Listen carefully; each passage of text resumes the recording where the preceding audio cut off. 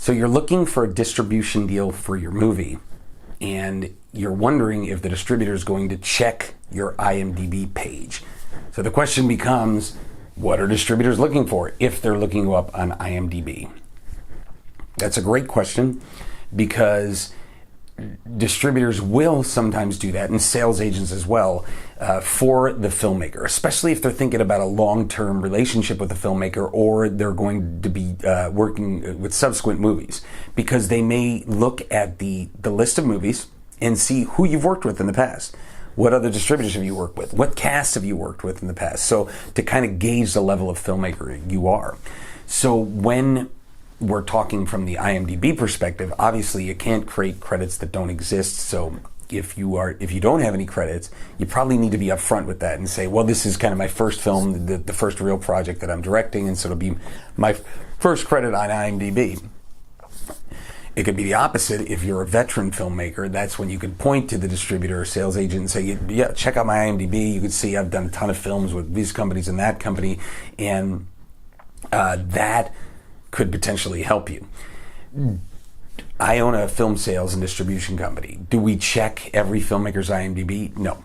But we do for some, and we will do that in the case of trying to gauge, all right, is this a real submission, or is this their person's first movie and it's an amateur event, or is it real? Okay. There's been the opposite time as well, where somebody submitted an incredible film and it was like, let's check out this guy. And then we looked that person up and we're like, they have like no credits. It's fantastic. I mean, they're brand new. They're kind of a diamond in the rough.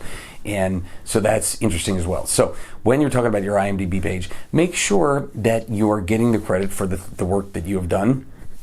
And sometimes, instead of complaining to the film production or something like that, you can update your own stuff. If you worked as a second assistant camera person on a film, great, put that in there and make sure that you get that credit for that. IMDb is an open database, so you can make those changes yourself. It's not the easiest thing in the world, but I'm sure there are tutorials online on how to update IMDb. But again, you're not going to ever lie about your credits. You don't want to do that. You don't want anybody looking up your credits and then thinking, oh wait, this guy's not telling the truth, this girl's not telling the truth. But I remember, for example, one woman giving me her business card and saying she was a big French star. She was a huge name in France. And of course I looked her up on IMDb, and there were very small parts in a couple movies with no other cast. And it's like, how is that making you a French star? So, look, distributors will do that. Production companies will look you up. I also believe that you should have a very tight and professionally done website, so that everything about you looks presentable. From the business card that's going to look good, from not having, the Hotmail and AOL address or some, email address that's ridiculous. That has nothing to do, golfer for life at, gmail.com or something like that.